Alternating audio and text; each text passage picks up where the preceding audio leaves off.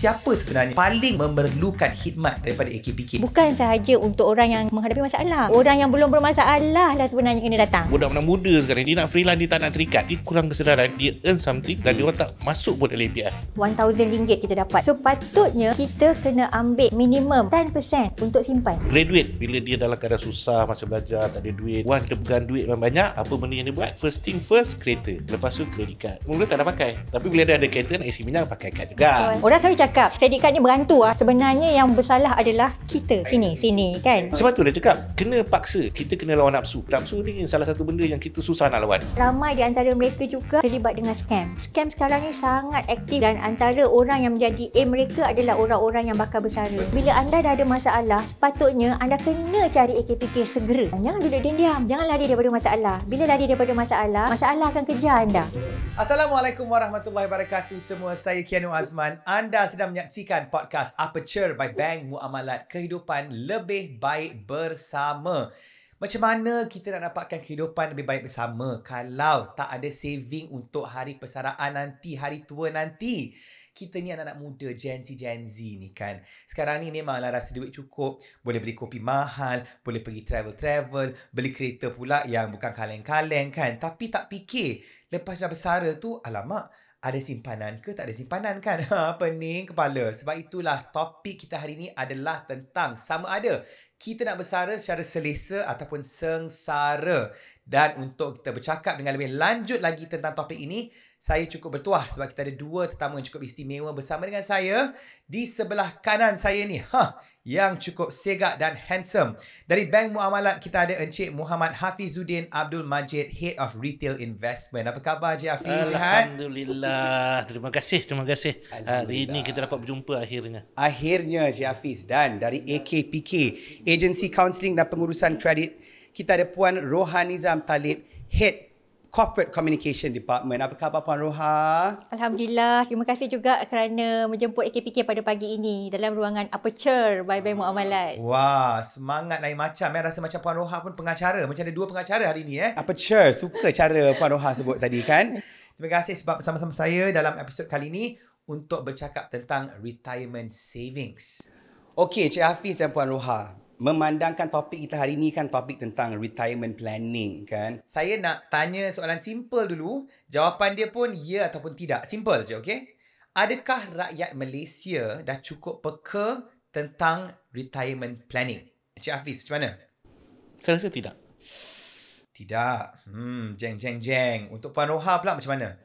Okey, bercakap tentang orang kata persediaan untuk menghadapi era persaraan kan. Ianya melibatkan kita punya mindset. Dari segi konteks keuangan lah in that sense kan.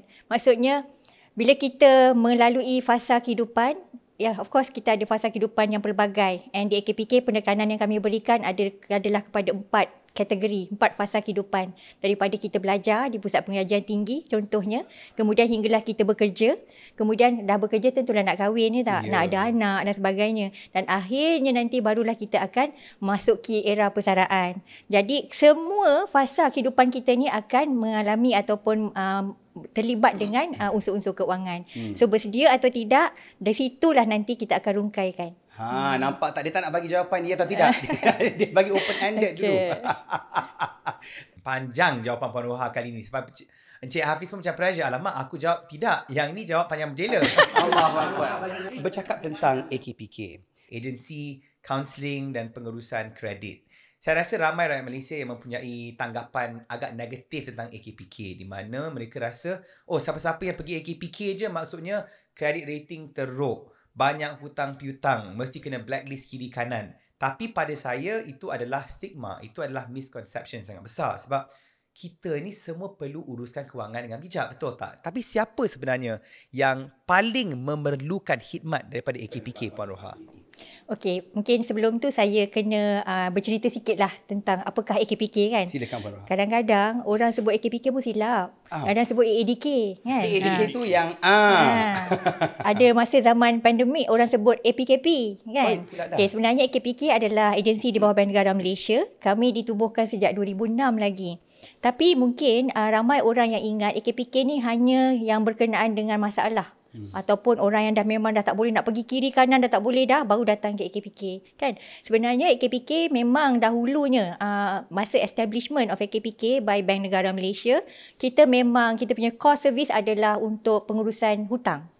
That's how lah dia sampai ke hari ini orang kenal AKPK je. Ada masalah hutang, baru cari AKPK. And even orang tak nak pun cari AKPK walaupun mereka sedang menghadapi masalah keuangan. Okay. Because of aperture slot yang diberikan pada hari ini, kami berbesar hati untuk dapat memberikan sedikit ruangan di mana kami nak memberitahu kepada orang ramai di luar sana di mana AKPK bukan sahaja untuk menerima untuk orang yang dah menghadapi masalah. Tapi sebenarnya orang yang belum bermasalah lah sebenarnya kena datang. Kan? Di situlah AKPK nanti kami akan memberikan 3 core services, iaitu pendidikan kewangan, kan? Ramai tadi kan you cakap ramai orang yang tak tahu nak manage duit diorang macam mana, kan. Dan kita juga memberikan khidmat nasihat keuangan, one to one session. Semuanya boleh datang kepada AKPK secara percuma. Puan Roha. Kan, tak berbayar. Sebab kita membawa mandate daripada Bank Negara untuk membantu orang ramai untuk make sure rakyat Malaysia celik keuangan. And last kali adalah tentang macam mana bila dah menghadapi masalah keuangan, maka datanglah ke AKPK untuk mendapatkan solusi, jalan penyelesaian. Di situlah AKPK memberikan perkhidmatan kepada orang ramai. So menjawab soalan tuan tadi, kita kata AKPK bukan sahaja untuk orang yang dah jatuh ditimpa tangga, tetapi sebenarnya orang yang belum ada masalah kena datang untuk make sure perjalanan kehidupan mereka adalah selari dengan keputusan keuangan mereka. Baik. Jadi kita dapat tahulah sekarang ni yang sebenarnya AKPK ni bukannya untuk orang yang bermasalah semata-mata, kan. Betul. Yang paling penting sekali bila Puan Roha sebut tadi percuma. Yang itu memang you caught my attention lah Puan Roha. Tapi kan itulah, biasanya kita ni dengar perkataan hutang tu kita takut sangat dan kita selalu ada orang kata macam tanggapan negatif lah terhadap orang yang kata aku nak jumpa AKPK sebab aku banyak hutang. Sebenarnya kita semua berhutang. Sebaik saja kita beli kereta ke, beli rumah ke, apa-apa pembiayaan yang kita ada, maksudnya kita terikat dengan hutang berpuluh-puluh tahun. Betul tak?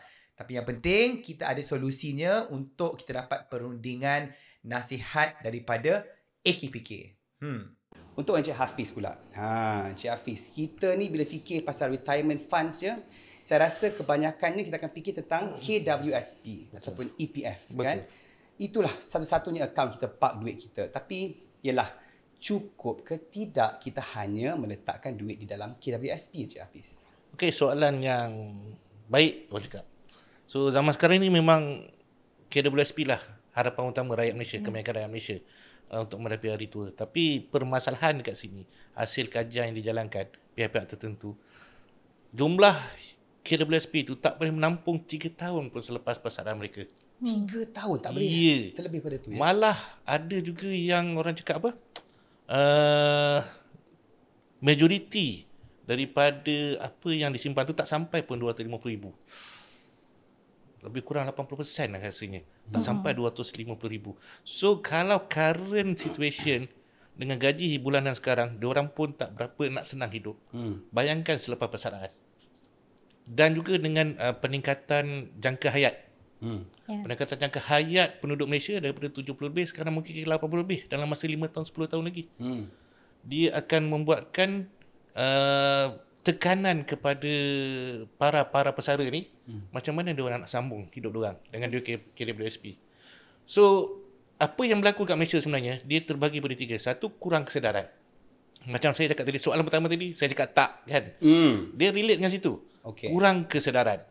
Okay, ada kebanyakan macam Malaysia sekarang ni dia dah top dengan gig ekonomi. So majoriti daripada budak-budak muda sekarang ni, yang Gen Z macam kita, kan. Gen Z macam kita berdua, kan, Cik Hafiz, kan. Kita kan zaman-zaman sekarang ni mana nak makan gaji. Dia nak freelance, dia tak nak terikat. So dia orang buat kerja-kerja sendiri, gig ekonomi. So most of the gig ekonomi ni dia kurang kesedaran. Dia hanya ingat dia earn something, dia simpan dia orang sendiri, dan dia orang tak masuk pun dalam APF. Jadi dekat situ salah satu faktor yang membuatkan persaraan mereka tu terganggu. Sebab nombor 1, kita ada EPF. Nombor 2, diorang buat sendiri tapi tak tahu macam mana cara diorang buat tu betul atau tidak. Perancangan yang diorang buat tu.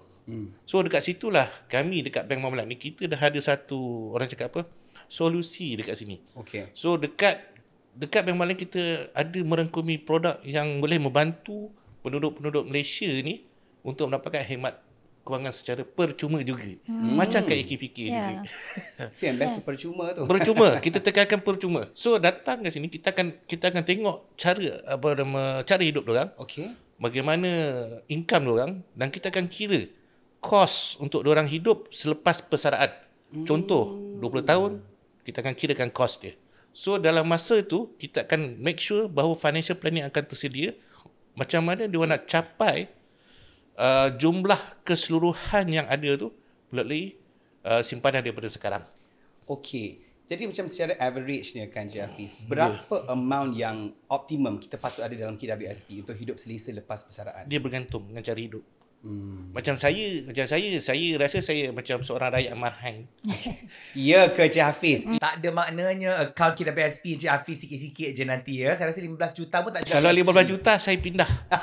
Tak, gaya duduk pun dah tahu dah. Tak, ya, nampak macam mana tak? lifestyle dia kan. Free sangatnya. Ya, gaya kena A. Gaya kena A. Tapi hakikatnya macam dia bergantung pada taraf hidup seseorang. Berapa besar dia belanja bulanan. Ya.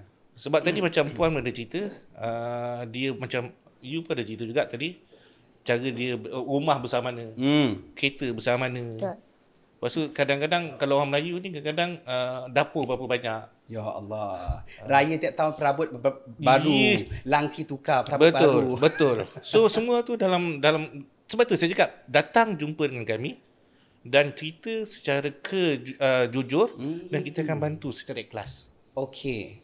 Okey, untuk khidmat macam ni, dia ada masa tertentu ke, macam kena set appointment ke, ataupun sepanjang tahun, anytime orang boleh datang untuk dapat khidmat ni dari Bank Muamalat Encik Hafiz? Boleh datang bila-bila insyaAllah. Anytime, ya? Dan kita akan set appointment. Okey. Sebab dia tak boleh terjah. Dia bukan walk in, session walk in. terjah. Dia bukannya macam dulu ada satu cerita TV tu terjah. Dia tak ada. Dia datang, kita buat appointment sebab kita nak benda-benda tu secara profesional. Ya. Alright. Sekarang kita nak bercakap tentang gaya hidup ataupun lifestyle lah kan. Sebab setiap orang ada gaya hidup yang berbeza, betul tak? Ada yang agak bersederhana, ada yang agak keterlaluan bila berbelanja, terutamanya dengan zaman social media. Kita ada peer pressure lah, bak kata patah Inggeris kan. Kita nampak kawan-kawan kita pergi bercuti, kita nak pergi juga. Walaupun kadang-kadang guna credit card aja. Kita nampak kawan-kawan kita kopi mahal, nak juga lagi mahal dan sebagainya. Astaghfirullahalazim, janganlah begitu. Kita ikut kemampuan sendiri, itu yang sebaiknya. Tapi Puan Roha sebagai seorang dalam AKPK yang dah berdepan dengan macam-macam jenis rakyat Malaysia, macam-macam jenis orang dengan gaya hidup yang berbeza, apa trend yang Puan Roha banyak nampak terutamanya dari segi gaya hidup budak-budak zaman sekarang, Puan Roha? Okey, saya suka bincangkan topik ni sebenarnya sebab di mana-mana juga apabila kami membuat outreach ataupun awareness program kepada orang ramai kan, soalan ni yang selalu ditanya. Okey, sekarang ni isu yang agak hangat dalam masyarakat kita adalah bagaimana anak-anak muda berbelanja. Di AKPK ni, orang yang datang ke AKPK untuk mendapatkan khidmat nasihat dan mendapatkan solusi keuangan, dia ada beberapa skill umur. And antaranya adalah daripada umur 19 ataupun 20 lah. 20 hingga 30, 30 hingga 40. Itu adalah orang yang fasa berkahwin lah kan. And then 40 hingga 50 biasanya orang yang dah stable financially kan. Yeah. And last kali above 50 adalah orang-orang yang dalam kategori orang yang dah bersara lah sebenarnya kan. Orang kata warga emas. Okay. Mereka-mereka ni di AKPK sendiri, data kami menunjukkan di mana kategori anak-anak muda.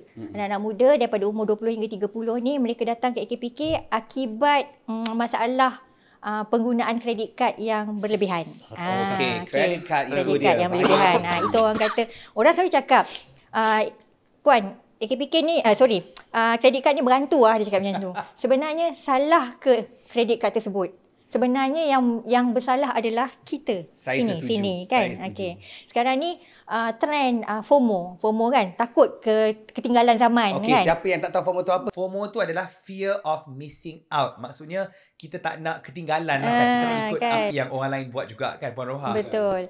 Okay, jadi mereka ni kan dapat je gaji, contoh fresh graduate kan, dapat je gaji, mereka baru pertama kali dapat hasil duit dekat tangan kan, katalah dapat gaji dalam 3,000 lebih contohnya. Okay, saya cerita real story. Yeah.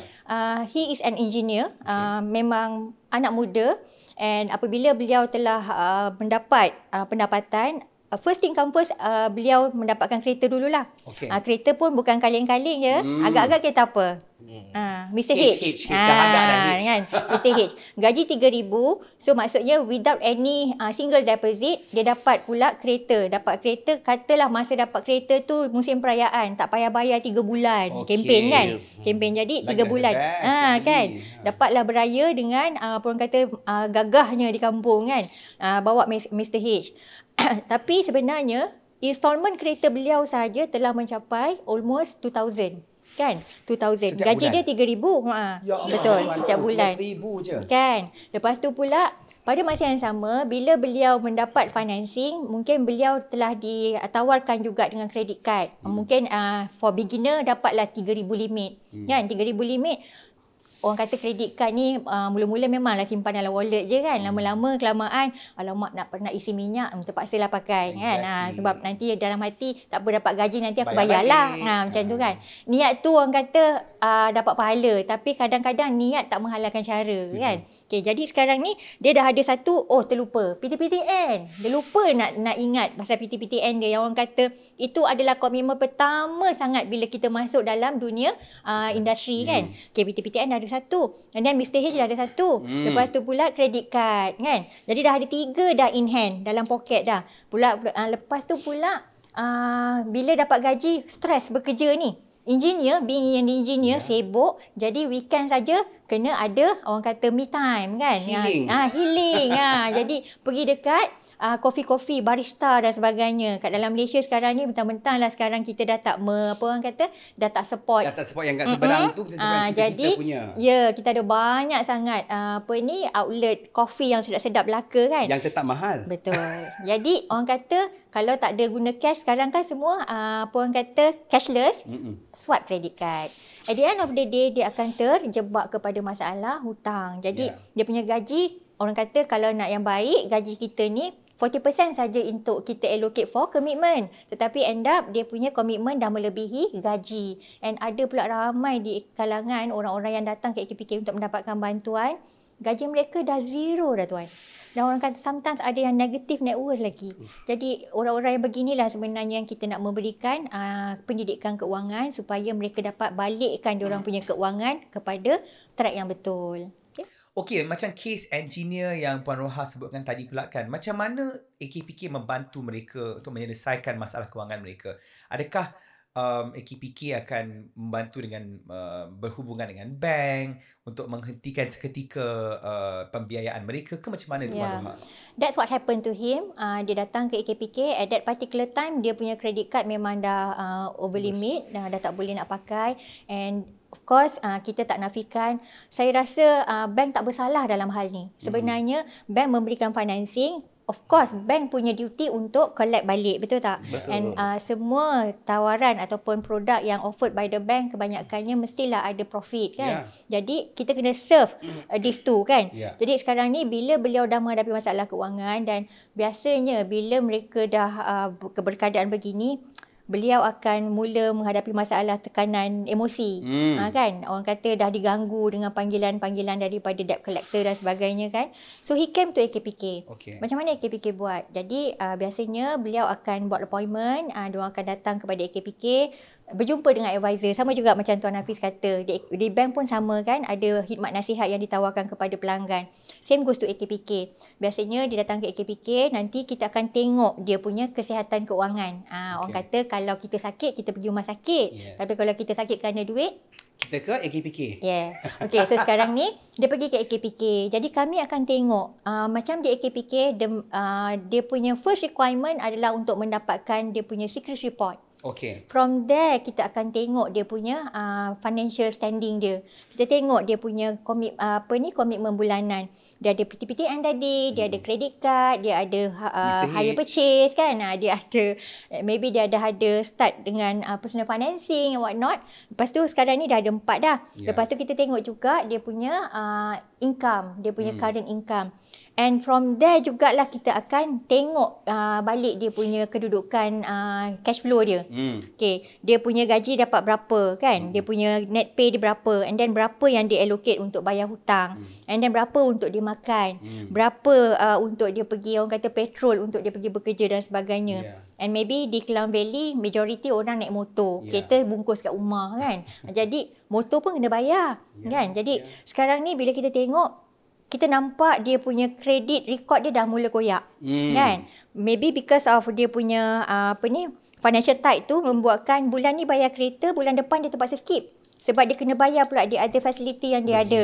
So maksudnya orang kata dia kena pandai nak squeeze dia punya cash flow tu. So daripada situlah kita akan tengok keseluruhan. Kita akan nampak berapa income dia, berapa dia punya total expenses. Kita tengok berapa jumlah gaji dia yang ada yang kita boleh cakap dengan bank untuk bantu dia. Okay. And sebenarnya bantuan yang kami berikan bukanlah every time customer datang kepada kami kena call bank, tidak. Okay. Sebab kami dah ada blanket approval yang memang orang kata kita panggil dia parameters lah. Yang memang telah dipersetujui oleh semua perbankan dalam Malaysia. Okay. Macam mana dia punya calculation tu itu lebih komprehensif lah, kita akan bercerita di slot yang akan datang. Jadi sebenarnya AKPK ni orang kata macam orang tengah lah di antara pengguna dan juga bank kan. Sebab maklumlah bila kita ni dah berdepan dengan masalah kewangan yang sangat besar, takut juga kan, takut bila bank call, macam mana kita nak berurusan dan sebagainya. So AKPK banyak membantu dalam hal tu lah kan. Tapi ada satu statement yang saya sangatlah setuju dengan Puan Roha tau, iaitu bukan salah kredit card sebenarnya. Kita asyik cakap aku punya hutang banyak sangat sebab kredit card ni pasal. Siapa punya decision tu untuk menyalahgunakan kredit card? Kita sendiri kan, kita yang boros, lepas tu tak bayar balik, dah jadi si Chris semua pun ke laut kan. Tapi terima kasih atas penjelasan tu Puan Roha. Baik, untuk Encik Hafiz sendiri pula, saya mula-mula nak tanya Encik Hafiz tentang tips macam mana kita nak kurangkan masalah kewangan ataupun nak kurangkan perbelanjaan yang tak perlu. Tapi Encik Hafiz sendiri pernah menjadi Gen Z. Bukanlah lama sangat lah. Semalam kan Encik Hafiz Gen Z kan. Kita kan lebih kurang sebaya kan. Encik Hafiz sendiri pun mesti pernah buat kesilapan kewangan juga masa zaman muda dulu kan. Mungkin boleh kongsikan supaya boleh jadi pengajaran kepada saya dan juga Gen Z lain yang tengah menonton. Dia bila dengar cerita Puan Roha tadi kan,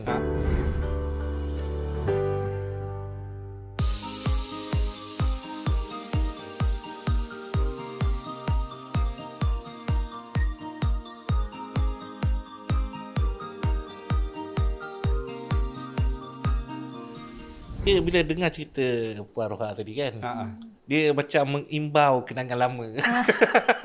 Terasa. Tapi hakikatnya itu yang berlaku.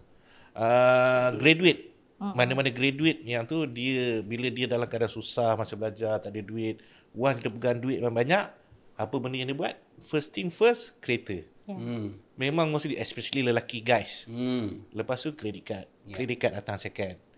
Mula tak ada pakai. Betul, mula tak ada pakai. Tapi bila dia ada kereta, nak isi minyak, pakai kad juga. Dan lama-lama berlaku benda-benda yang tak sepatutnya berlaku lah. Tapi benda tu semua adalah satu kesilapan. Dan manusia ni belajar daripada kesilapan. Yang terbesar yang Encik Hafiz pernah buat, ingat lagi tak? Saya cuba lupakan kenangan lepas. At least satu pengalaman yang tak boleh dilupakan. Kesilapan besar. Kesilapan tu kan pengajaran. Bukannya kita nak aibkan Encik Hafiz. Nak tahu je. Terbeli jam mahal ke? Terbeli kereta mahal? Saya sebenarnya dulu pernah satu ketika, orang cakap apa, saya tak suka G-Shock. Okay. Tapi bila once dah pakai G-Shock, dia macam crazy gila tau. Nak collector. Okay. Ada satu ketika tu, dalam masa 2-3 bulan, saya dah belanjakan lebih 20,000 beli G-Shock saja. Ini masa muda-muda dulu? Masa sekarang muda lagi. Astagfirullahaladzim. Maafkan saya. Masa lebih muda dulu. Awal-awal dulu lah. Awal dulu. Tapi itu antara kesilapan utama saya lah. Benda-benda yang orang cakap apa, benda lara. Itulah realitinya. Biasanya kita ni buat kesilapan pada awal kerjaya kita. Nak sangat kita, orang kata, puaskan hati orang lain. Kita nak nampak diri kita lagi hebat dan sebagainya. So kalau boleh, jauhkanlah. Jadi sekarang ni saya jauh lebih tenang. Dan kereta yang lagi mampu milik saya ni pun tak memeningkan kepala. Minyak jimat. Jadi dah bercakap tentang kesilapan-kesilapan kita, tanpa kita mengaibkan Puan Roha pula, nak tanya Encik Hafiz lah. Macam mana kita nak ubah mindset kita supaya kita tak terjerumus dalam benda yang seteruk itu juga, terbeli benda yang terlebih mahal, lifestyle yang agak keterlaluan. Macam mana tu Cik Hafiz? Dia salah satu cikgu yang paling bagus dalam dunia ni adalah pengalaman. Betul. True. Okey, tapi pada masa kita nak dapat pengalaman tu, kita akan lalui pelbagai. Dan salah satu benda yang kita boleh cari sebenarnya, kita ilmu ni kena cari. Macam mana kita nak kawal kewangan kita daripada awal. Okey, dan juga bantuan daripada mereka-mereka yang ada di sekeliling kita. Ya. Contoh macam kawan-kawan rapat, sebab kita Gen Z. Kita Gen Z, ya betul. Lebih kepada kawan daripada family. So kalau kita berkawan dengan orang jahat, lama-lama kita akan jadi jahat. Ya, setuju. Kalau kita berkawan dengan orang-orang yang alim, lama-lama kita akan jadi alim sebab kita akan ikut jejak mereka. Pergi solat, everything. Tapi yang paling penting nak kena ada pendidikan awal. So apa yang kami di bank, kami nak serve semua dan kami juga nak share something yang valuable kepada customers. So di samping itu kita ada buka bengkel, ada buka seminar kewangan untuk menyedarkan mereka betapa pentingnya mereka start awal untuk perancangan kewangan. Okay? Kalau start lambat, dia tak ada lambat. Masalah sekarang tak ada istilah lambat tau. Dia kena start. Dia kena start. Dia kalau tak start langsung tu yang masalah. Dia tak ada istilah dah terlambat sangat. Dia tak ada. Dia macam kita manusia ni, pintu taubat tertutup bila nyawa berada di halkum. Betul. Jadi kalau tak sampai ketika itu, masih lagi kita buka pintu taubat. So kalau kita selagi kita tak mati, belum terlambat lagi kita untuk kita bermula. That's a good analogy sebenarnya. Baik, bagi orang yang nak mula saving untuk hari tua, untuk retirement saving ni kan, apakah step yang pertama? Sebab mungkin typical kita ni, benda pertama dalam kepala kita adalah KWSP. Kita carum KWSP dah cukup dah. Tapi macam Hafiz cakap tadi pun, dia bergantung juga pada amount yang ada dalam KWSP. Kan tengok-tengok 2-3 tahun dah lesat lepas bersara, Allah nak makan apa? Makan rumput. Dah tak cukup duit dah kan. Jadi apakah orang kata langkah pertama untuk kita adakan retirement saving, Puan Roha? Itulah kan, kalau saya boleh nyatakan dalam segi konteks keuangan lagi kan, untuk anak-anak muda di luar sana, walaupun saya pun taklah nak berapa tua lagi kan. Gen Z. Okay. Sebenarnya kalaulah kita boleh orang kata urus keuangan kita, jangan sampai dia yang urus kita. Kan? So sekarang ni kita berbalik kepada hukum keperluan dan kehendak. Kan? Kita kena utamakan mana yang perlu, mana yang kita ikut nafsu, kan. Zaman sekarang ni macam tadi kan you ada cakap tentang teknologi, kehebatan teknologi zaman sekarang. Tengok macam mana orang berbelanja melalui online. Saya ada baca beberapa hari lepas, moving forward dalam beberapa tahun lagi, banyak kedai fizikal yang akan gulung tikar. Tengok tak nilai 3. Nilai 3 sekarang ni dah jadi macam horror town dah orang kata kan. Ya, dulu masa mula-mula kan ramai sangat orang pergi. Even saya sendiri pun berbelanja kat sana kan. Tapi kini platform online telah menjadi satu the most popular platform untuk orang berbelanja kan. Okay. So sekarang ni macam mana nak mulakan? Okay, kita balik kepada kita punya hukum pendapatan dan juga perbelanjaan. Berapa yang kita dapat? Simple analogy, RM1,000 kita dapat every month, contoh gaji kan. So patutnya kita kena ambil minimum 10% untuk simpan. Minimum 10%. Terlebih dahulu dapat 1,000 tu 10% ketepikan dulu, untuk simpanan. simpan. The remaining tu barulah kita cerita pasal komitmen.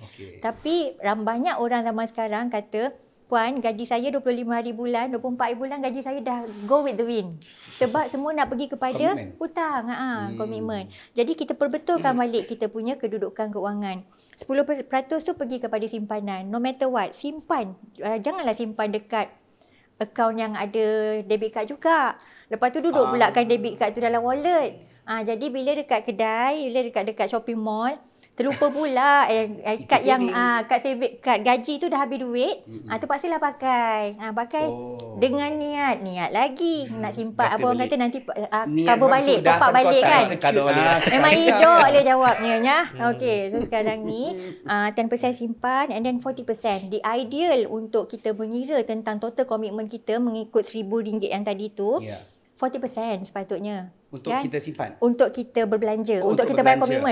komitmen. Untuk kita bayar komitmen. Okey. Itulah nak bayar rumah, itulah nak bayar kereta, itulah Bil. untuk... Yes, exactly kan. Bukan kita nak jadi kaya dengan 10% tu. Tetapi sebenarnya, orang kata ia jadikan habit. Start. Tadi Tuan cakap kan. Kalau kita tak start from now, sampai bila-bila pun kita tak akan menyimpan. Okey. Because simpanan tu lah sebenarnya untuk kita jadikan untuk tabung kecemasan. Ya. If anything happen, manalah tahu bila-bila beraya nanti, bawa kereta, tayar pecah.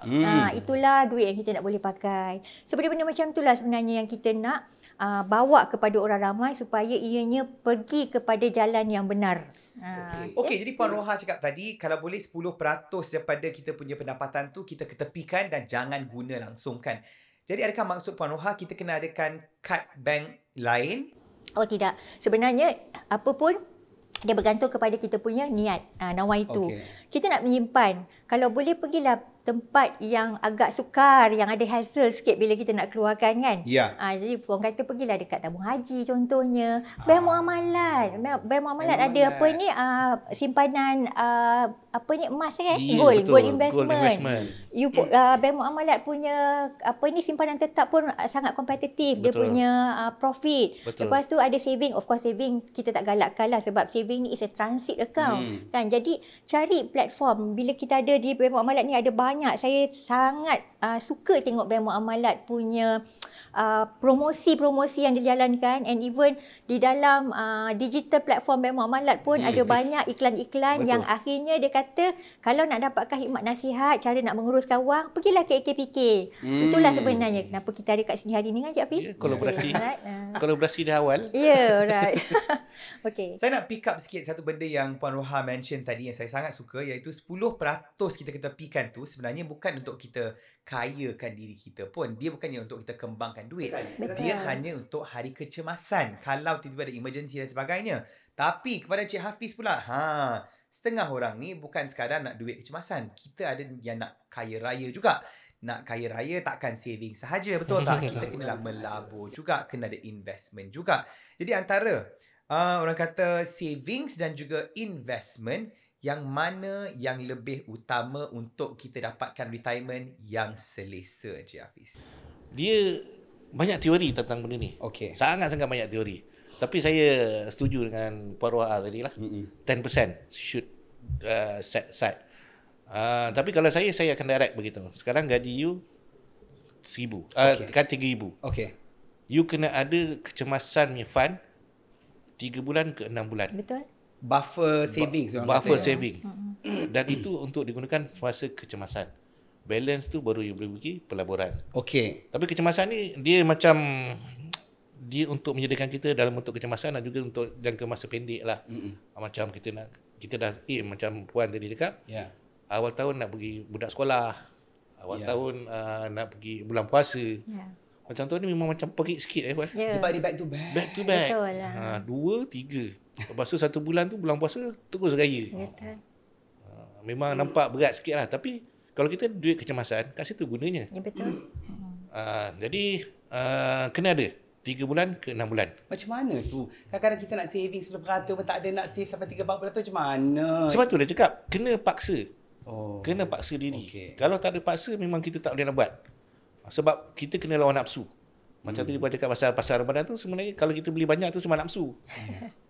Kita kena lawan lah nafsu. Nafsu ni salah satu benda yang kita susah nak lawan. Tapi Itu kita jihad kena tu. lawan. Jihad tu kan? Betul, jihad tu. Kita kena lawan. Kalau tak lawan, memang kita kalah lah. Memang kan. Jadi pelaburan adalah jangka masa panjang. Okey. Jadi macam yang Puan tadi ada cerita, dekat Bank Muamalat pun ada menyediakan pelbagai produk. Ya. Kita sebenarnya kalau kita nak in terms of produk, kita ada wide range of product of pelaburan. Nombor 1 kita ada gold, tadi Puan cakap gold. Nombor 2 kita ada unit amanah. Nombor 3 kita ada mandate portfolio. Yang mana mandate portfolio ni only the bank. Kita je ada. Okay. Dulu orang pakai mandate portfolio ni orang kaya. Minimum investment RM100,000.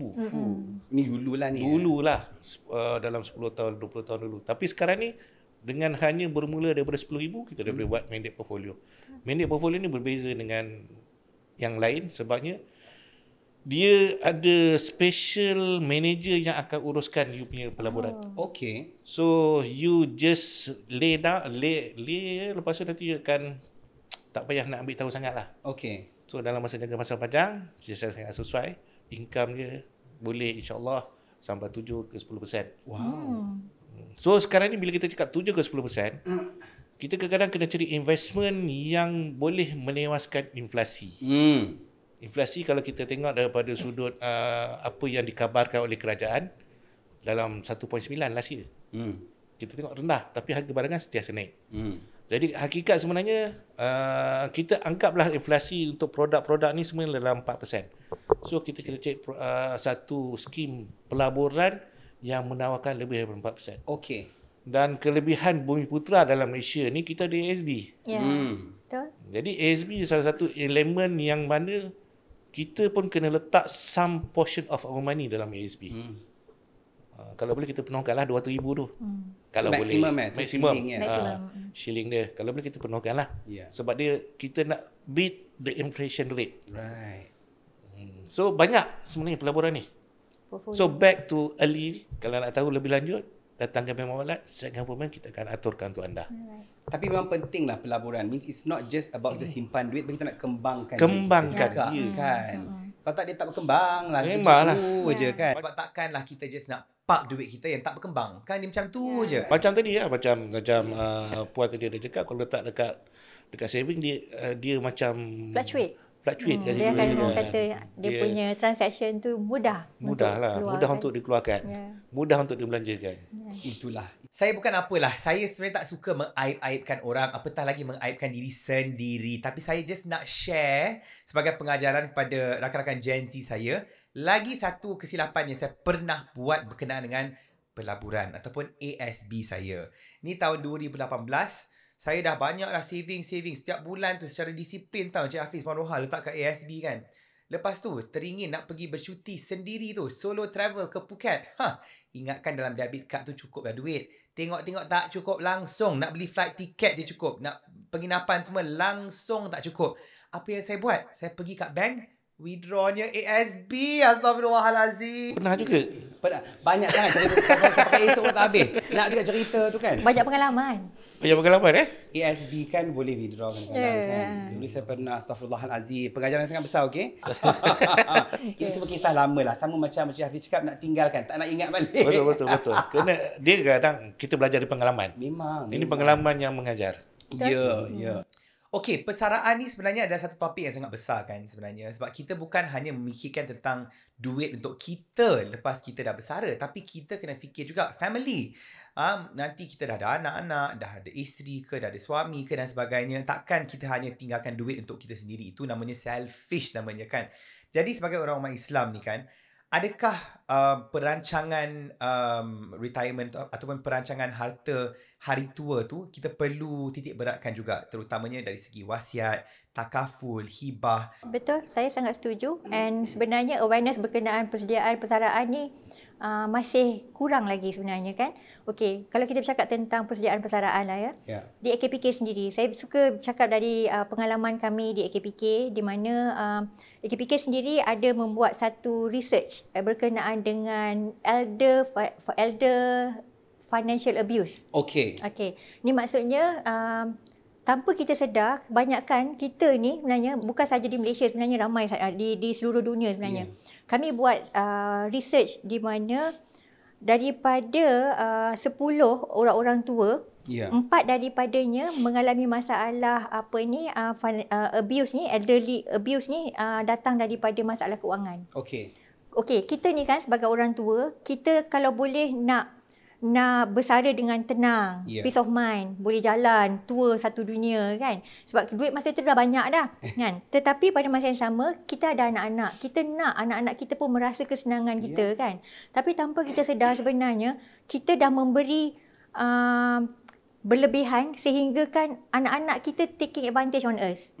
Tu contohnya lah. Ini semua berbalik kepada pendidikan kewangan lah kan. Sebenarnya niat dia ni baik. Niat parents ni nak anak pun hidup selesa. Betul. Macam kita. Tapi rupa-rupanya because of kurang ataupun kurang pendidikan kewangan, kurang celik kewangan, sama-sama mengambil orang kata advantage kepada parents. ada di antaranya, ada kami, last year kami ada buat satu CSR di rumah orang tua somewhere in Puchong. Okay. One of the participant, penghuni tu, dia berjumpa saya, dia cakap dia dah tak sihat lah, memang dia dah almost bedridden. Dia cakap kat saya ni puan, dulu saya pergi ke AKPK. Dia ada isu dengan masalah hutang lah kan. Dia pergi AKPK, tapi AKPK kata tak payahlah dapatkan bantuan. Okay. Sebab dia memang dah tak ada source of income langsung. Dia dapat bantuan Baitumal, 400. Tak cukup memang. Dia punya hutang yang dia pegang masa tu memang kalau ikutkan, bila kita dah kira-kira, kita dapat bantuan daripada pihak bank kata yang the minimum payment yang dia kena bayar every month adalah 800. Nak makan apa tuan? Jadi kita kata makcik tak perlu, bukan saya lah masa tu yang attend dia, tapi dia bercerita kat saya lah kan. Dia kata makcik tak perlulah nak ni, sebab makcik tu masa dah almost 60.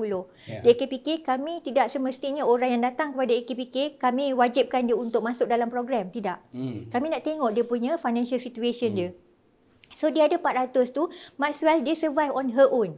Dia nak makan, duit tu nak kena makan. Janganlah kerana nak bayar hutang sampai kita tak makan kan. So kami cakap tak apa. Biarlah, katalah kalau bank nak kenakan tindakan undang-undang up to bankrupt pun tak apa, tak ada masalah. Biarkan sebab dah pasrah. ya betul, sebab boleh kita tak nak, tu. boleh, memang kita Sebab boleh dah buat umur sebegitu. yes.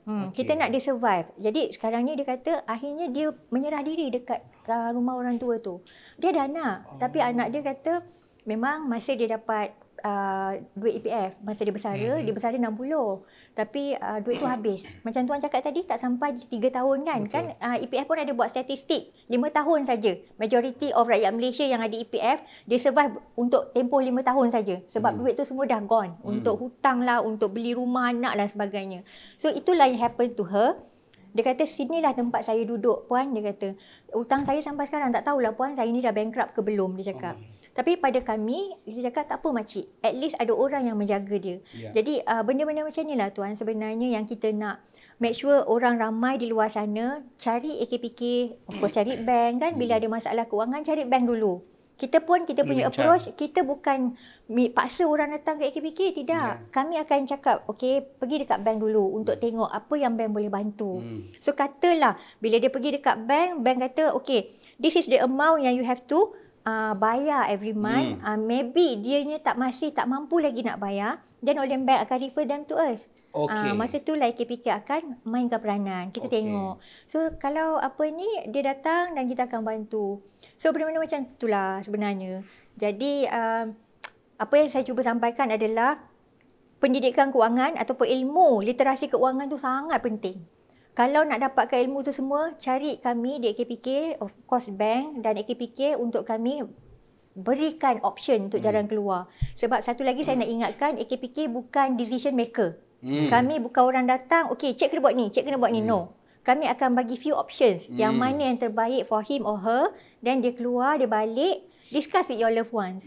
Mana yang paling suitable at that particular time untuk you all decide. Ada option-option dia lah. Banyak option. Dia bukan datang AKPK, kita terus bagi solusi tu. No. You kena ikut. Tidak. Macam tu lah. Right? Macam back to earlier kan. Bila kita start bekerja,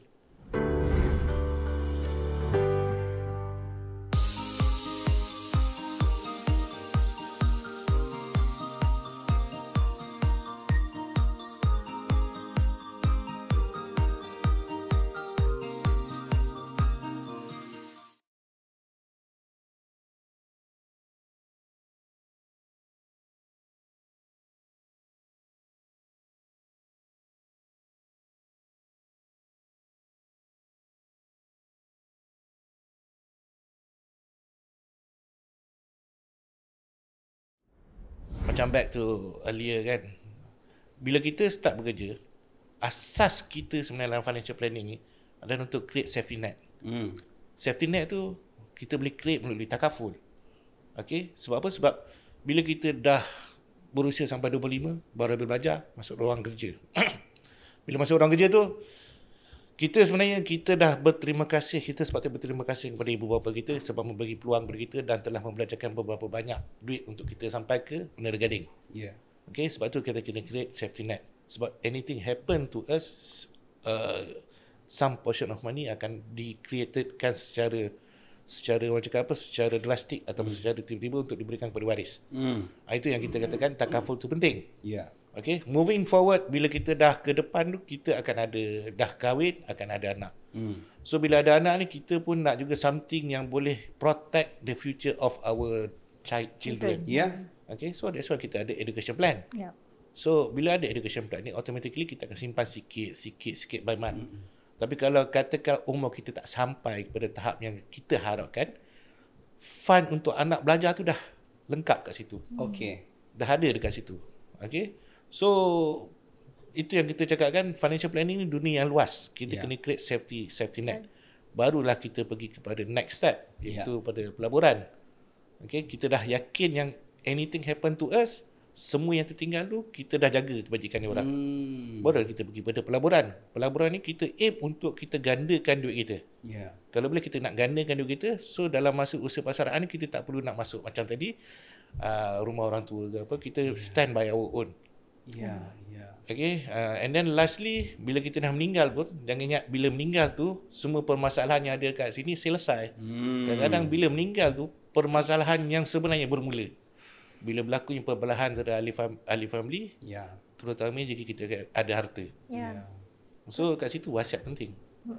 Bila kita promote pasal wasiat, ramai orang promote pasal wasiat, ambillah wasiat sekarang, tapi dia orang tak promote apa kebaikan wasiat dan apa yang berlaku selepas kematian jika tiada wasiat. Bila tak ada wasiat, dia punya proses lain. Okay, sebab bila berlaku kematian, dia ada satu benda yang kita kena ambil tahu. Nombor satu, hutang si mati. Okay, hutang si mati siapa nak settle? Sebab kadang-kadang kalau tak ada wasiat ni, waris berebut nak harta dia. Tapi hutangnya tak ada siapa nak fikirkan. So bila ada wasiat, semua ni dah tertulis dan kita boleh merancang. So proses nak buat wasiat tu macam mana tu? Sebab Saya tak seberapa faham lagi konsep nak buat wasiat tu. Jadi mungkin Encik Hafiz boleh terangkan macam mana? Okey, proses boleh pergi kepada mana-mana.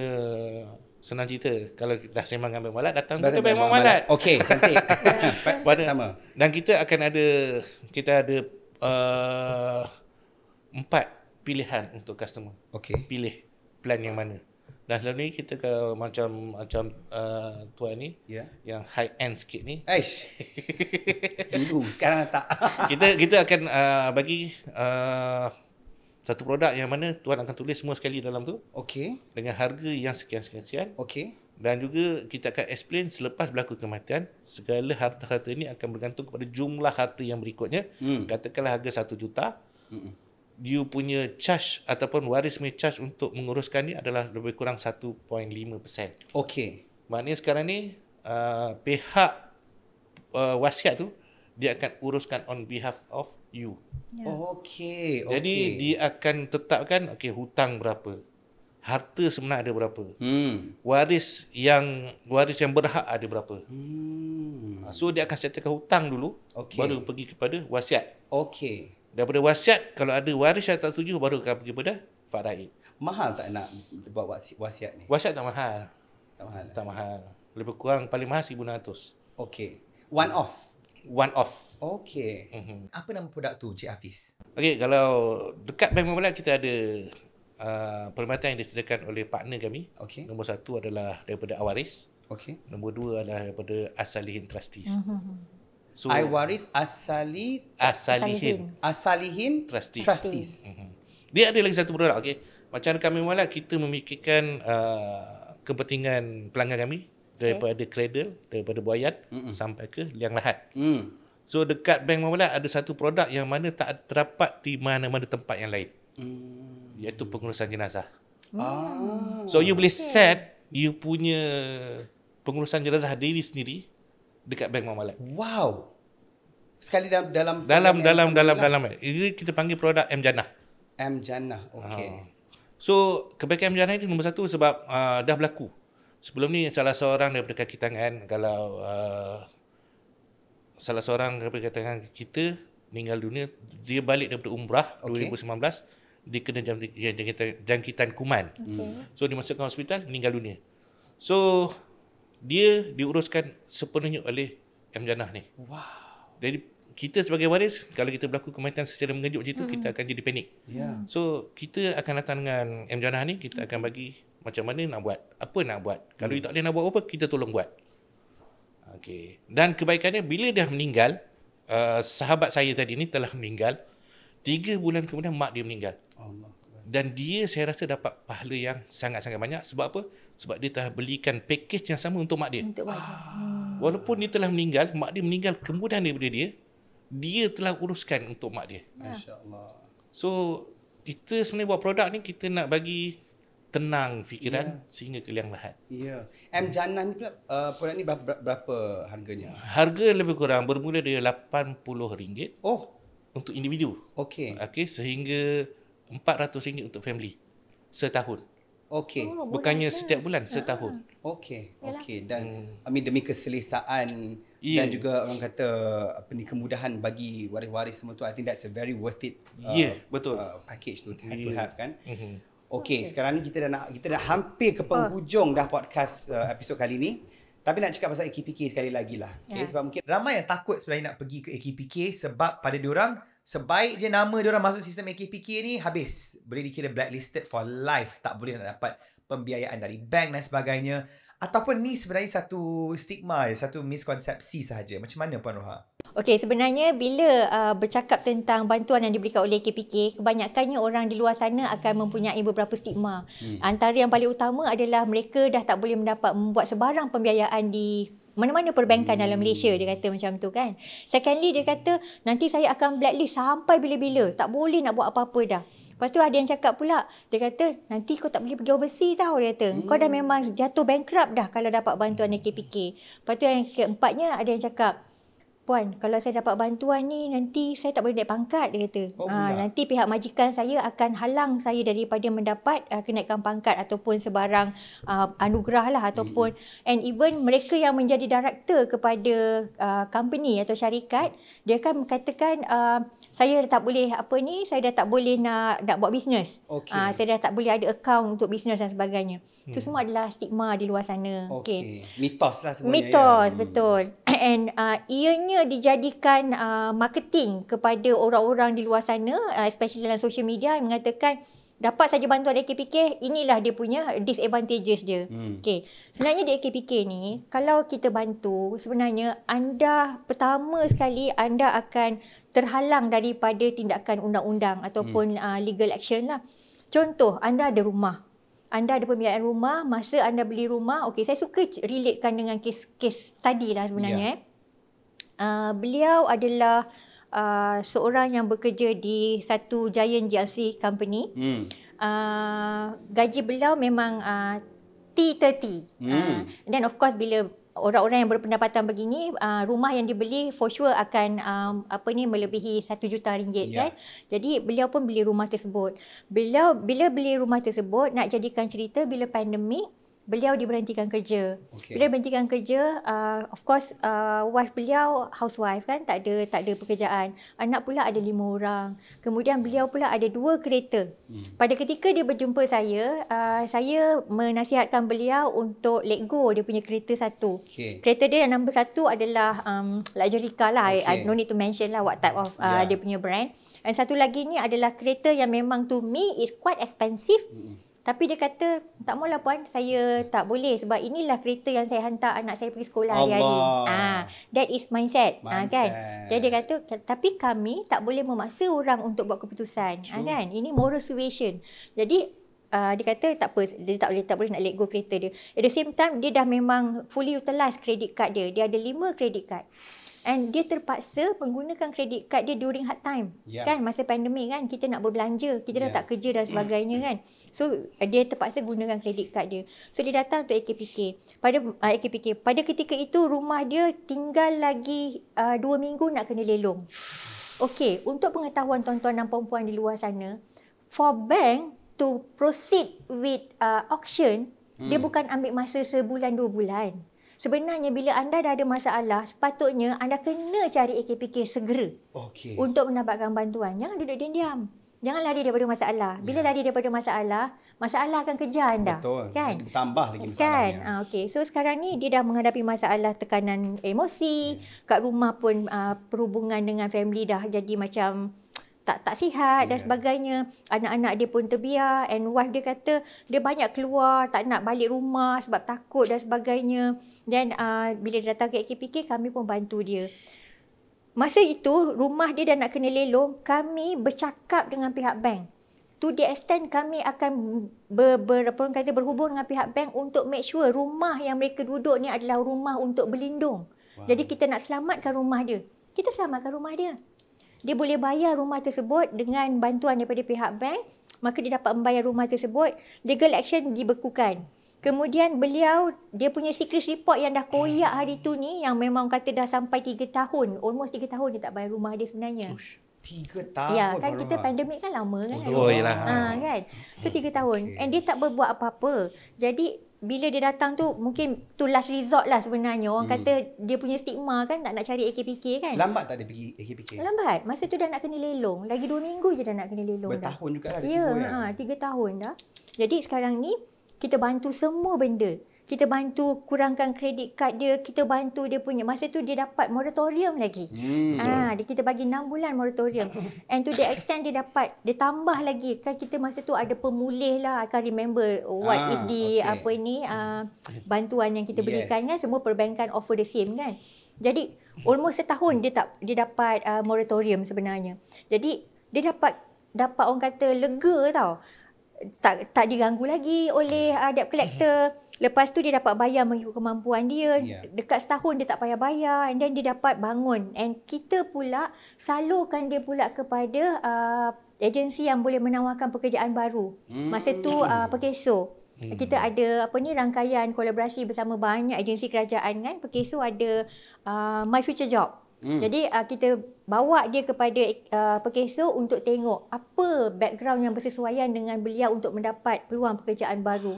And Alhamdulillah sekarang ni dia dapat kerja yang stabil, walaupun income yang dia dapat tu tak sama macam dahulu, tetapi dia dapat manage dia punya hutang dengan baik. Secret dia semua dah kosong dah. Rumah dia pun still ada lagi, kereta-kereta pun ada lagi. Yes. Dia baru jumpa saya last, tak adalah awal sangat. Dia jumpa saya dekat mall lah masa tu. Betapa dia, yang ni saya sharekan juga dengan tuan-tuan perempuan. Orang hargai bantuan yang diberikan kepada mereka secara percuma. Mereka dapat selesaikan masalah kewangan mereka. Isu yang bakal membawa mereka kepada penceraian pun dapat diselesaikan. Mereka dapat ketenangan minda. Dan saya dapat doa lagi daripada dia akibat saya membantu. AKPK membantu beliau. So itulah sebenarnya tuan-tuan dan perempuan di luar sana, mengapa anda wajib datang ke AKPK untuk mendapatkan bantuan. Kalau tak nak pun dibantu melalui program perusahaan kredit, tetapi dapatkan khidmat nasihat supaya kami tahu macam mana nak bawa anda kepada jalan yang betul. Instead of anda larilah. Okay? Terima kasih AKPK sebab banyak membantu orang-orang kat luar sana. Itu baru satu cerita tu. Banyak lagi sebenarnya kisah-kisah lain yang dapat diselamatkan. Alhamdulillah kan. Baik, Tuan Encik Hafiz pula. Soalan ini pun berkait dengan soalan saya pada Puan Roha tadi.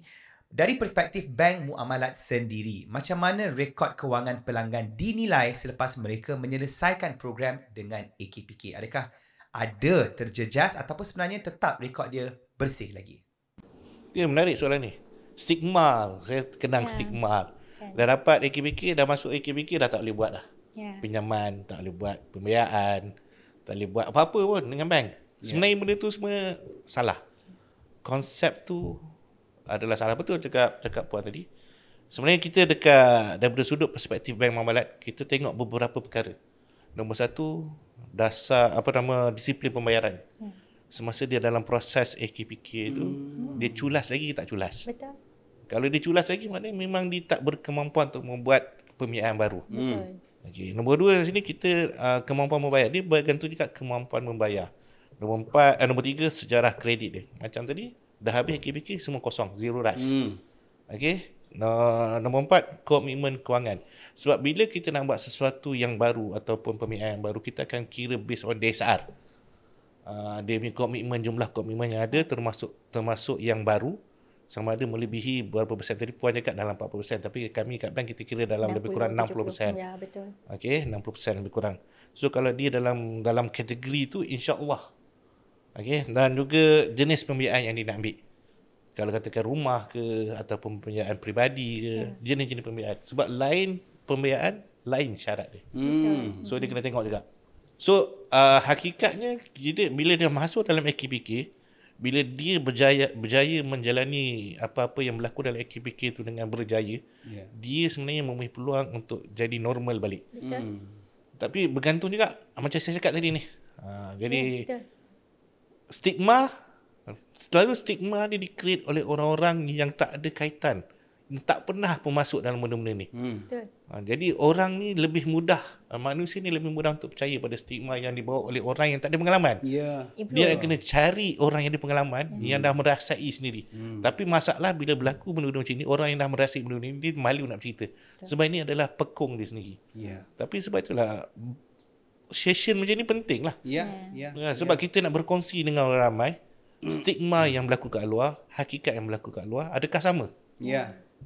Jadi kat sini kita dapat kesimpulan, stigma semata-mata, AKPK dia membersihkan seseorang, dan selepas itu dia kehidupan kembali kepada normal. Dia bagi macam nafas baru. Nafas baru, betul, nafas baru. Masya-Allah. Okey, nasihat terakhir daripada Puan Roha dan juga Encik Hafiz. Kita mulakan dengan Puan Roha terlebih dahulu.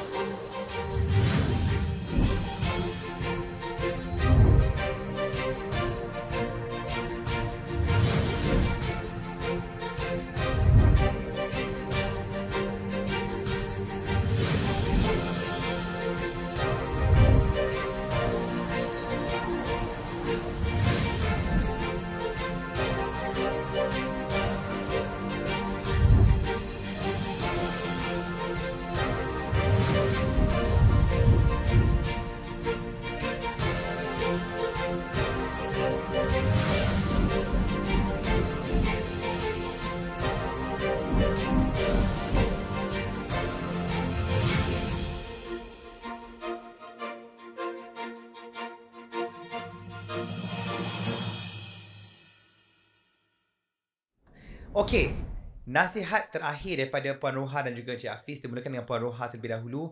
Apakah nasihat Puan Roha untuk mereka yang nak menguruskan wang mereka dengan berkat patuh syariah dan dengan cara yang paling bijak sekali? Puan Roha, silakan. Okey, sikit saja. Saya suka membuat satu formula ataupun kita boleh tampilkan formula, iaitu formula 4A. 4A ni maksudnya yang pertama sekali adalah admit. Admit ni maksudnya sekiranya anda menghadapi masalah keuangan ataupun anda tak tahu nak tercari-cari siapakah sebenarnya yang boleh membantu aku di kala begini kan. Anda kena tahu sebenarnya kedudukan keuangan anda sekarang dah mula terjejas kan. Tak semua orang melalui situasi yang mudah dalam menguruskan keuangan diorang kan. Di AKPK sebenarnya orang yang datang ke AKPK kebanyakannya punca pertama yang memberi faktor terbesar adalah kerana cost of living, isu cost of living kan. Yang keduanya adalah kerana mereka kurang pendedahan tentang ilmu keuangan. Yang ketiganya mungkin mereka ada masalah kesihatan kan. Ramai yang datang pada kami tu kan bila mereka menghadapi masalah penyakit kritikal dan sebagainya kan. Dan insurans pula tak ada dan sebagainya. Lepas tu mereka terpaksa datang untuk mendapatkan bantuan. Dan mungkin juga mereka ada bisnes tetapi maybe I rasa semua orang setuju. Pandemik memberi kesan kepada semua orang seluruh dunia entirely kan. Even orang yang buat bisnes pun sampai sekarang pun hardly for them to recover kan. And banyaklah lagi isu-isu yang menyebabkan orang datang untuk mendapatkan bantuan. Jadi pertama admit. Bila dia dah tahu ada masalah, admit. Yang keduanya adalah berkenaan dengan align balik dia punya kedudukan keuangan. Bercakap dengan orang-orang yang rapat dengan dia. Janganlah dia daripada masalah macam saya cakap tadi kan. And sebenarnya tuan, di luar sana bila orang mendapat gangguan daripada call dan sebagainya, dia tak nak angkat telefon dah. Dia lari, dia tukar nombor telefon kan. Kadang ada yang orang kata duduk kat dalam bilik tak nak keluar-keluar. Ada yang pula sembunyikan kereta dekat hutan contohnya kan. Ada, memang ramai. Jadi sebab diorang tak ada ilmu keuangan yang betul. Diorang tak ada guidance yang macam mana nak melalui situasi-situasi sukar kan. Okey, yang tu cakap dengan orang-orang yang rapat dengan mereka. Tadi tuan ada bagi tahu saya orang lebih suka bercakap dengan kawan-kawan compared to orang yang dia Dan diri sayang. sendiri, ya. Suami isteri kan cakap, saya pernah didatangi oleh satu hamba Allah ni, dia kata, "Puan, kalau boleh jangan cakap dengan isteri saya, sebab nanti payah." Dia cakap macam tu kan. Standard. So kita faham kan. Benda macam tu, tapi bercakap, kena cakap. Jadi ada jalan keluar kan. Kalau katalah memang tak nak pergi AKPK pun, at least ada someone yang you boleh talk to kan. Betul. Okay. Dan thirdly adalah action. Okay. Bertindak. Jangan macam saya cakap tadi lah, jangan duduk diam-diam aja. Bertindak. Sekiranya anda memerlukan bantuan, anda dapat pembiayaan daripada pihak bank, go to Bank Muamalat. Anda ada pembiayaan dekat bank B, bank C, go to the respective bank. And bila bank kata okay, memang sekarang ni bank memang dah cakap dah, kalau kami tak boleh tolong aja, AKPK lah tempatnya. They will be referred to AKPK. So last kali adalah kita adalah AKPK. AKPK adalah sahabat keuangan anda. Yang uniknya Puan Roha sambil-sambil bagi pesanan ni, saya nampak bawa buku juga. Dahsyat ni. Buku cerita apa Puan Roha bawa ni, Puan Roha? Okey. Ini adalah buku pembelajaran daripada AKPK berkenaan dengan pendidikan keuangan. Okey, sebab saya tahu ataupun kami semua sedar zaman sekarang ni tak semua orang suka membaca. Pada masa yang sama, ramai lagi orang yang suka physical punya publication yang begini. Okey. AKPK latest publication yang kami keluarkan adalah buku pendidikan keuangan yang kita panggil GROW. Masalahnya saya ada 3 je. Sebenarnya Ada banyak G lagi. Dia maafkan grow, saya. tapi hari ni ada ada 3 je. G adalah untuk orang-orang ataupun anak-anak muda zaman sekarang yang sedang berada di dalam pusat pengajian tinggi. Okey. Macam mana dia manage kehidupan dia. Grow ni maksudnya dia gain knowledge. Dia explore banyak benda dekat dalam kehidupan beliau di dalam di pusat di peringkat pengajian tinggi. Okey, G. Ini adalah fasa kehidupan yang pertama, iaitu anak muda. Kemudian kita ada juga R sebenarnya adalah untuk mereka ataupun anak-anak muda yang sudah masuk ke dalam industri bekerja. Okey, baru mula. Baru mula bekerja. Tadi saya ada kongsikan kan bagaimana anak-anak muda yang baru grad, diorang bekerja. Jadi mereka akan realize diorang punya potential. Macam mana diorang nak mendapatkan nak manage diorang punya pendapatan versus perbelanjaan. Kemudian mereka nak cuba dalam bidang pelaburan kan, kat mana platform yang bersesuaian untuk mereka explore dan sebagainya. Tengok tak sekarang ni kripto menjadi tempat ataupun platform yang sangat popular untuk anak-anak muda kan. Sampai diorang dah tak nak dah belajar ataupun bekerja sebab mereka nampak online platform ni memberikan income yang sangat besar kepada mereka. Ni semua ada cerita dalam dia. Kemudian O adalah untuk mereka yang telah mula membina keluarga. Yang dah berkahwin, yang dah mempunyai anak, bagaimana mereka nak ada protection untuk family mereka. Tadi Tuan ada bagi tahu, Bank Muamalat ada menyediakan produk protection untuk family dan sebagainya. So kita kena explore benda-benda tu semua. Dan last kali adalah W. Inilah dia untuk orang-orang yang bakal bersara. Orang bersara, macam mana nak bersara dengan tenang, bagaimana nak bersara dengan financial freedom kan. Ramai sekarang orang-orang yang datang ke AKPK ataupun yang kita membuat awareness program, di mana apabila mereka nak masuk ke alam persaraan, pada ketika itu sebenarnya mereka sedang memasuki alam pinjaman. Sebab masa tu gaji mereka baru besar, mereka baru stabil. Umur 40 tahun ke atas kan, gaji dah mula naik dan mungkin masa tu mereka dah berada dalam senior level dalam pekerjaan. Jadi mereka baru saja masa itulah nak beli rumah, masa itulah nak beli kereta besar, banyak pembiayaan baru dan akhirnya bila mereka bersara, bahu mereka berat dengan masalah hutang. Dan ada pula ramai di antara mereka juga yang terlibat dengan scam. Scam sekarang ni sangat aktif dan agresif di luar sana. Dan antara orang yang menjadi aim mereka adalah orang-orang yang bakal bersara. Jadi hati-hati tuan-tuan dan puan-puan, nak dapatkan knowledge ataupun ilmu tentang keuangan, dapatkan buku GROW kami, GROW. Kita ada 4 sebenarnya. Mana nak dapatkan buku ni? Kami ada di dalam website kami ada. Kita jual buku ni, 4 buku ni. Kita jual dengan harga RM100. Kena dapatkan 4-4 sebab dia ada, orang kata dia continuity, dia connected one another. Last kali dia ada 4 orang kat dalam ni, cerita yang berbeza-beza. Bila mereka bersara, mereka berjumpa 4-4 ni dengan kehidupan yang berbeza juga. Ada yang dahulunya daripada orang kaya dan akhirnya beliau bersara dalam keadaan yang dalam kesukaran. Ada yang berniaga tetapi beliau tak ada pendidikan keuangan yang betul dalam perniagaan. Akhirnya beliau pergi ke peringkat persaraan yang memerlukan bantuan lah Sebenarnya sebenarnya. kisah-kisah benar lah ni Ini kan. semua kisah benar. Jadi RM100 di website AKPK. Di website Tapi AKPK. saya dapat free hari ni, terima kasih. InsyaAllah Tak nanti cukup kita akan Tapi tak berikan. ada Tak cukup tu O. alamat sinar bunga tu dia terencat Itulah sikit. GROW. GROW. Boleh masuk ke dalam website kami untuk mendapatkan maklumat lanjut insyaAllah. Baik, terima kasih. Itu saja Puan daripada Roha. saya. Terima kasih banyak-banyak. Okey, Cik Hafiz pula nasihat dan mungkin ada apa-apa lagi nak mempromosikan daripada site Bank Muamalat. Silakan. Dia financial planning penting. Dia akui sendiri oleh Puan pun ada tu macam buku GROW. So dalam fasa kehidupan manusia ni dia bermula daripada umur bayi. Lepas dia akan pergi kepada umur remaja. Ya. Lepas tu pergi pada umur berkahwin dan mempunyai anak. Lepas tu bekerja macam tadi 40-an dan umur persaraan. Dia ada banyak stages. So dekat sini yang penting kita kena start awal, seawal yang boleh untuk kita plan kita punya financial. Nombor 2 kat sini kena start kebanyakan orang macam saya, salah satu kesilapan saya dulu masa muda-muda dulu adalah tak buat bajet bulanan. Tak buat bajet bulanan. So saya spend whatever yang saya ada. Itu salah satu kesilapan lah. So kena buat bajet bulanan. Nombor 3 sekarang ni kalau boleh tadi Puan pun dah share, kebanyakan anak muda sekarang ni masalah utama adalah kad kredit. So kurangkan pembelajaran melalui kad kredit. Okey, nombor 4 cari ilmu kewangan daripada orang-orang yang betul. Nombor 5 sekarang ni rancang persaraan dengan serius. Masuk serius kat sini kita masuk contoh macam takaful, kita masuk takaful. Sebab takaful ni memerlukan komitmen jangka masa panjang. So kena serius, take serius. Dan advantage untuk orang-orang muda yang masuk takaful adalah dia pembayaran adalah murah, nombor 1. Bagi saya takaful ni akan jadi laku untuk 2 kategori. Nombor 1 orang-orang yang sakit, nombor 2 orang-orang yang dah tua. Yang orang-orang yang selain berdua ni kalau kita sembang masa takaful semua tak berminat. Semua kau boleh kalau kita duduk sini dia akan buat pusingan you kat tempat lain. Dia akan gelak kat kita.